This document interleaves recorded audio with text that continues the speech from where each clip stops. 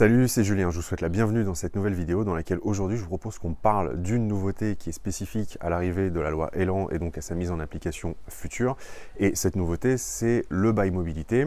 Donc le bail mobilité, c'est un nouveau mode de bail qui a été décidé afin de favoriser en fait de s'adapter aux contraintes de notre vie actuelle, c'est-à-dire des personnes qui bougent de plus en plus souvent sur des durées de plus en plus courtes, que ce soit pour aller en stage, pour aller faire un CDD, pour aller faire une mission courte, et qui donc ont besoin d'une solution de logement qui s'adapte à leurs contraintes. Et c'est vrai que les baux actuellement en vigueur, à part le bail meublé, donc de 9 mois pour un étudiant ou de 1 an pour de la location à l'année, il n'y avait pas vraiment de choses intermédiaires, si ce n'est la location courte durée, mais qui, elle, est beaucoup plus chère parce que on est sur la location à la nuit, on est plus sur un mode business. Et c'est vrai qu'il n'y avait pas de type de bail intermédiaire. Et donc, le bail mobilité, avec l'arrivée de la loi Elan, est là pour pallier à ce problème. Et donc, dans cette vidéo, je vais vous expliquer quelles sont les 5 grandes nouveautés de ce fameux bail mobilité par rapport à un bail plus classique. Allez, c'est parti!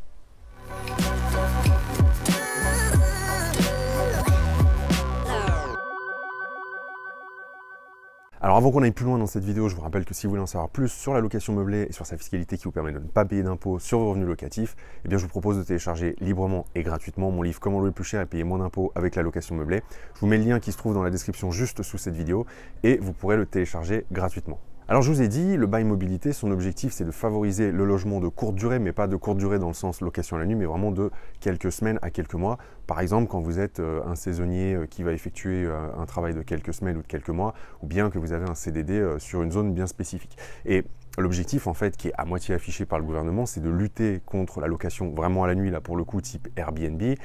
Alors c'est vrai qu'il y a deux écoles sur la location courte durée. Moi, vous savez que c'est quelque chose que j'affectionne particulièrement, mais tout le monde ne voit pas cette activité d'un très bon œil. Mais il y a un autre objectif qui est un peu moins affiché, mais qui lui est quand même beaucoup plus important, c'est de lutter contre les logements vacants. Et c'est vrai qu'aujourd'hui, les logements vacants, enfin en tout cas en 2017, ça représentait 8,4% quand même du parc immobilier disponible existant, ce qui est quand même pas neutre, ça fait quand même un sacré paquet de logements, et donc c'est face à des contraintes un peu trop poussées qui découragent des propriétaires de mettre en location leurs appartements que le bail mobilité est apparu. Alors tout d'abord, ce fameux bail mobilité, il faut savoir qu'il ne concerne que la location meublée, vous ne pouvez pas le faire en location nue, où là le bail classique de 3 ans reste l'unique façon de procéder à la mise en location d'un appartement nu. Donc je vous ai dit un petit peu plus tôt qu'il y avait 5 nouveautés, 5 changements majeurs, 5 choses qui vont différencier le bail mobilité d'un bail plus classique, et je vais vous expliquer quels sont ces 5 changements tout de suite dans cette vidéo. Donc le premier changement, c'est tout d'abord la durée du bail.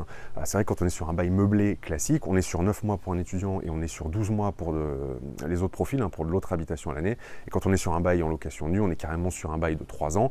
Là, avec le bail mobilité, on a un bail qui peut aller de 1 à 10 mois, donc vous voyez que c'est quand même beaucoup plus court que dans le cadre d'une location à l'année. Et autre spécificité, ce bail de 1 à 10 mois n'est absolument pas renouvelable. C'est-à-dire que si votre locataire il décide de rester plus longtemps que la durée initiale du bail, eh bien vous devez basculer sur un bail classique type loi Allure, donc 1 an si vous faites de la location meublée, ou 3 ans si vous partez sur de la location nue. La deuxième nouveauté, c'est au niveau des loyers. Alors, en fait, il n'y a pas de grand changement. C'est-à-dire que quand vous allez être dans une zone tendue, il n'y a plus de plafonnement des loyers en fait depuis fin 2017. Ça a été supprimé. Même si, en fait, avec la loi Elan, on va redonner la possibilité de procéder à un plafonnement des loyers, mais c'est pas encore appliqué. Par contre, il y a toujours l'encadrement des loyers dans les zones tendues, et donc ça veut dire que finalement dans une zone tendue, il n'y a pas de plafond de loyer. Dans l'absolu, vous pouvez pratiquer le loyer que vous voulez. Par contre, il y a un encadrement de l'évolution des loyers, c'est-à-dire que si votre appartement était déjà en location avant, que votre locataire s'en va et que vous le remettez en location, eh bien vous allez être limité dans l'évolution du loyer que vous allez pouvoir pratiquer. Donc ça, c'est vraiment la deuxième chose qui est très importante à savoir à propos de ce fameux bail mobilité. Par contre, si vous n'êtes pas en zone tendue, eh bien là, vous êtes libre de pratiquer le loyer que vous voulez.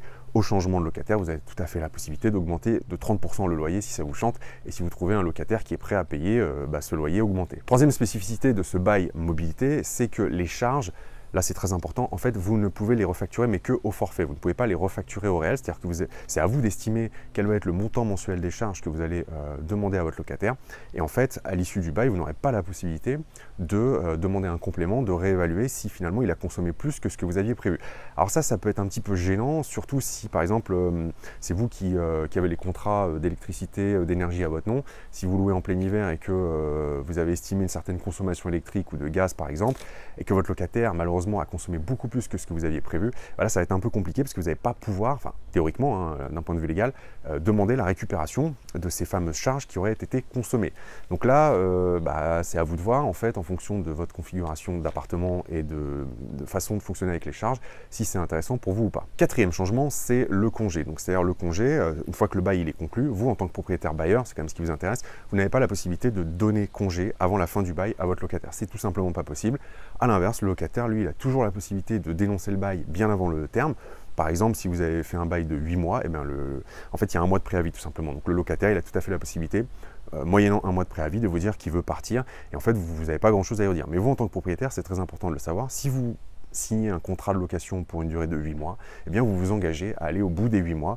Donc de ce point de vue-là, il y a toujours quand même un certain déséquilibre en fait entre propriétaire bailleur et locataire occupant. Et enfin, cinquième et dernière chose, mais qui celle-ci est très très importante, sur le bail mobilité, vous n'avez pas la possibilité de demander de dépôt de garantie, c'est tout simplement interdit. En fait, c'est la société, la caution Visal, en fait, qui va couvrir donc à hauteur de 1 500 € sur Paris et 1 300 € dans le reste de la France, les éventuels dommages qui pourraient être causés par le locataire, mais vous ne pouvez pas demander de dépôt de garantie. Alors par contre, vous pouvez demander que quelqu'un se porte caution pour votre locataire, c'est-à-dire par exemple, il peut avoir ses parents, un ami, peu importe qui se porte caution en cas de défaillance au paiement des loyers, mais ça c'est très important, vous n'avez pas la possibilité de demander de dépôt de garantie. Alors, si la garantie Visal prend le relais, j'ai envie de vous dire c'est pas très grave, mais je sais que ça pourrait aussi être un frein, hein, encore une fois. Alors l'objectif, je sais que c'est de favoriser l'accès au logement, notamment pour les personnes qui ont des situations un petit peu compliquées ou qui vont, voilà, comme je vous l'ai dit en introduction, partir travailler pour 6 mois dans une région et qui vont avoir besoin d'un logement